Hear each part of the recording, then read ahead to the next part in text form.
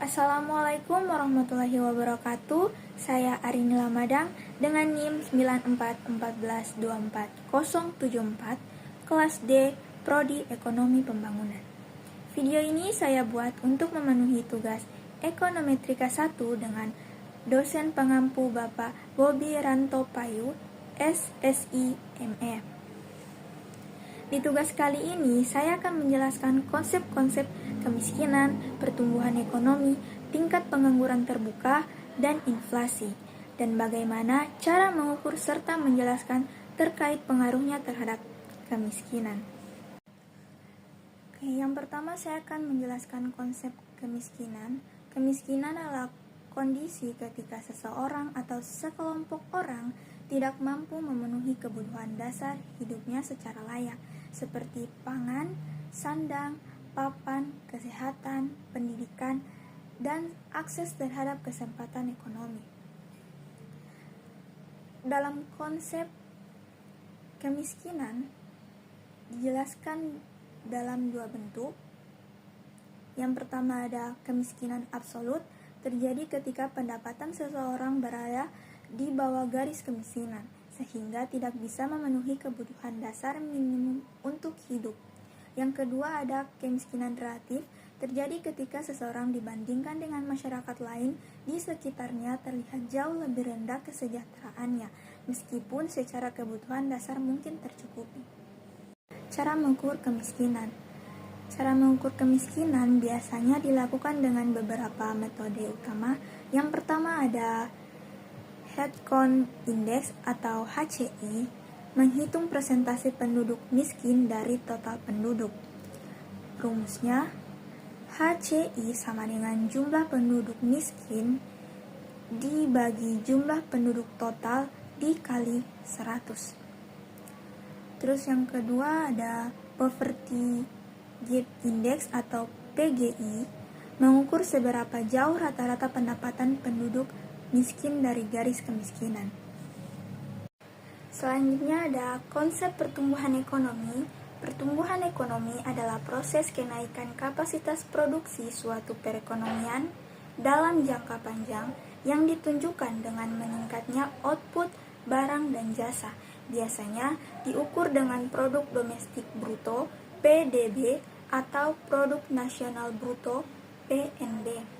Pertumbuhan ekonomi menggambarkan kenaikan angka produksi dan pendapatan nasional tanpa melihat apakah hasilnya merata dinikmati masyarakat atau tidak. Pertumbuhan ekonomi biasanya diukur dengan tingkat pertumbuhan produk domestik bruto (PDB) atau produk nasional bruto (PNB) dari satu periode ke periode berikutnya. Rumus sederhananya, pertumbuhan ekonomi sama dengan PDB pada tahun sekarang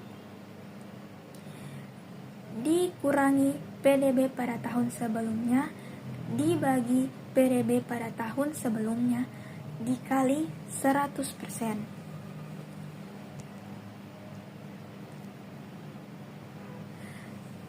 Selain PDB dan PNB, ada juga pendekatan lainnya. Yang pertama ada pendekatan per kapita, melihat rata-rata pendapatan penduduk. Terus yang kedua ada sektor ekonomi, menghitung pertumbuhan tiap sektor. Ada 3, yaitu pertanian, industri, dan jasa. Selanjutnya ada tingkat pengangguran terbuka atau TPT, adalah presentase angkatan kerja yang tidak memiliki pekerjaan dan sedang aktif mencari kerja pada periode tertentu. Orang yang termaksud kategori ini yaitu ada tidak bekerja, sedang mencari pekerjaan, termasuk juga yang sedang mempersiapkan usaha atau menunggu hasil lamaran kerja. Contoh sederhananya, jika jumlah angkatan kerja sama dengan 10 juta orang dan jumlah pengangguran terbuka sama dengan 1 juta orang, artinya tingkat pengangguran terbuka adalah 10%. Cara mengukur tingkat pengangguran terbuka atau TPT dilakukan dengan rumus TPT sama dengan jumlah pengangguran terbuka dibagi jumlah angkatan kerja dikali 100%. Contoh sederhananya, jumlah angkatan kerja sama dengan 8.000 orang dan jumlah pengangguran terbuka sebesar 800 orang. TPT sama dengan 800 dibagi 8.000 kali 100% sama dengan 10%. Artinya tingkat pengangguran terbuka sama dengan 10%.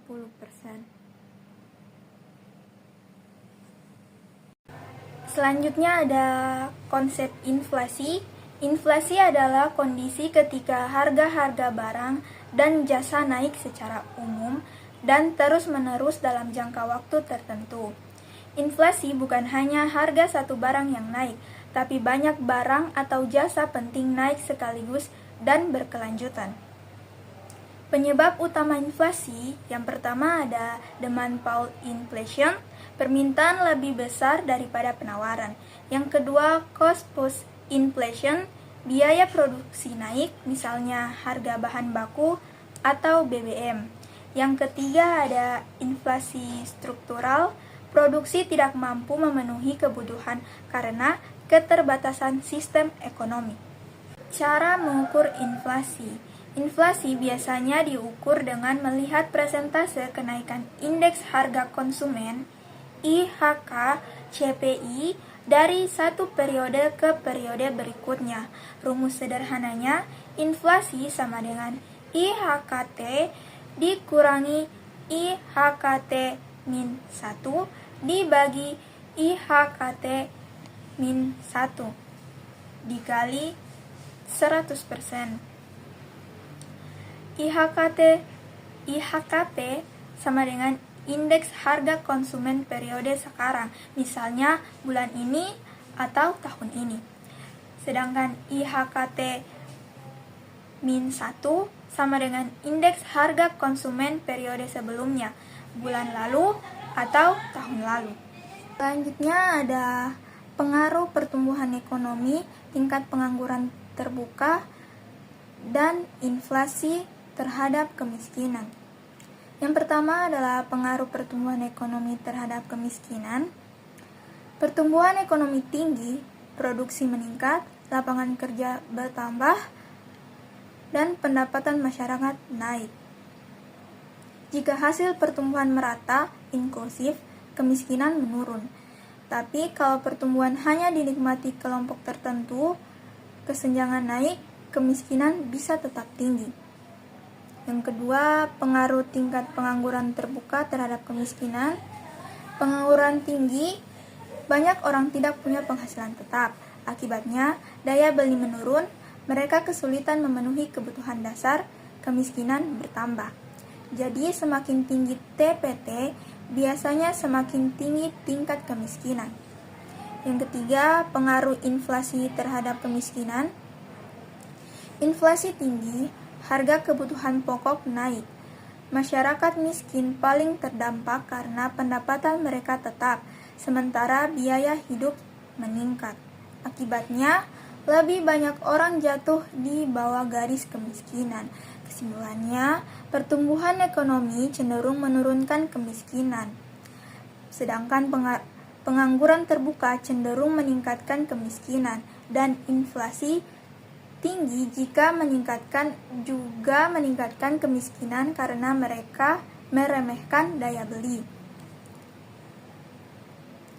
Baik, sekian dari saya. Jika ada kesalahan kata, saya mohon maaf. Wassalamualaikum warahmatullahi wabarakatuh.